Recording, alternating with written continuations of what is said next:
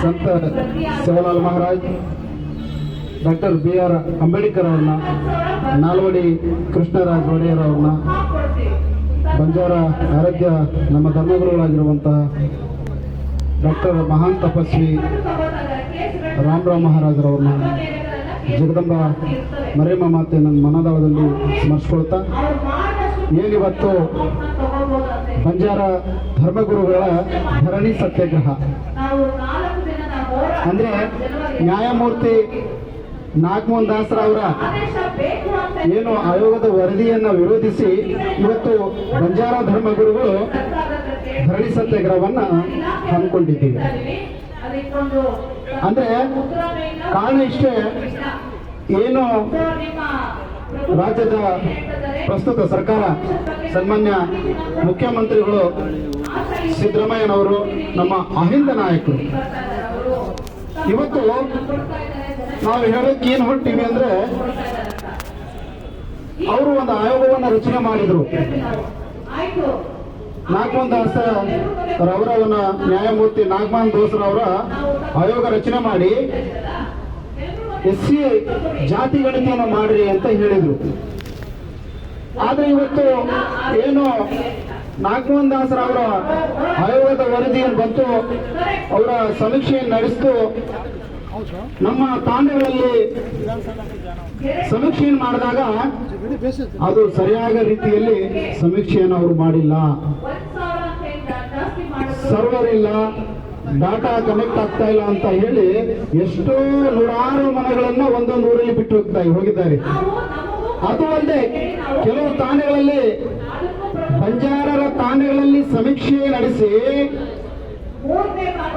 ಆದಿ ಕರ್ನಾಟಕ, ಆದಿ ದ್ರಾವಿಡ, ಆದಿ ಆಂಧ್ರ ಅಂತೇಳಿ ತಪ್ಪು ಮಾಹಿತಿಗಳನ್ನ ಅವರು ಸಂಗ್ರಹಿಸಿಕೊಂಡಿದ್ದಾರೆ.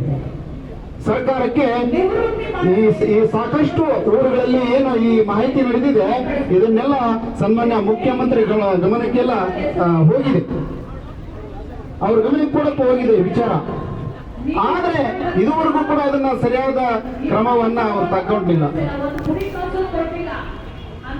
ಎಷ್ಟು ಸಲ 2011ರಲ್ಲಿ ಜನಗಣತಿ ಆಯ್ತು, ಅದು ಕೂಡ ಯಾವಾಗಾಯ್ತು ಅಂತಂದ್ರೆ ನಮ್ಮ ತಾಂಡಗಳಲ್ಲಿ ನಮ್ಮ ಬಂಜಾರ ಬುಡಕಟ್ಟು ಜನರು ತಮ್ಮ ಹೊಟ್ಟೆಪಾಡಿಗಾಗಿ ತಮ್ಮ ಮಕ್ಕಳನ್ನ ಶಾಲೆ ಬಿಡಿಸಿ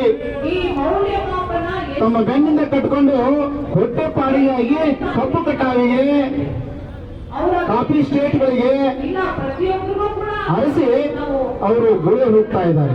ಅಂತ ಟೈಮಲ್ಲಿ ಇವರು ಸಮೀಕ್ಷೆ ಮಾಡ್ತಾರೆ, ಅಂತ ಟೈಮಲ್ಲಿ ಜಾತಿ ಜನಗಣತಿ ಮಾಡ್ತಾರೆ.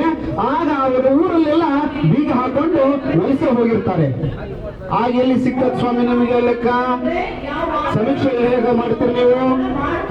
ಈಗಲೂ ಕೂಡ ಬಂದು ನೋಡಿ, ಈಗಲೂ ಕೂಡ ನಮ್ಮ ಊರಲ್ಲಿ ಬಂದು ನೋಡಿ, ಎಷ್ಟೋ ಜನಗಳು ಬಾಕಲು ಹಾಕೊಂಡು ಬೇರೆ ಬೇರೆ ರಾಜ್ಯಗಳಿಗೆ, ಬೇರೆ ಬೇರೆ ಜಿಲ್ಲೆಗಳಿಗೆ ವಲಸೆ ಹೋಗ್ತಾ ಇದ್ದಾರೆ.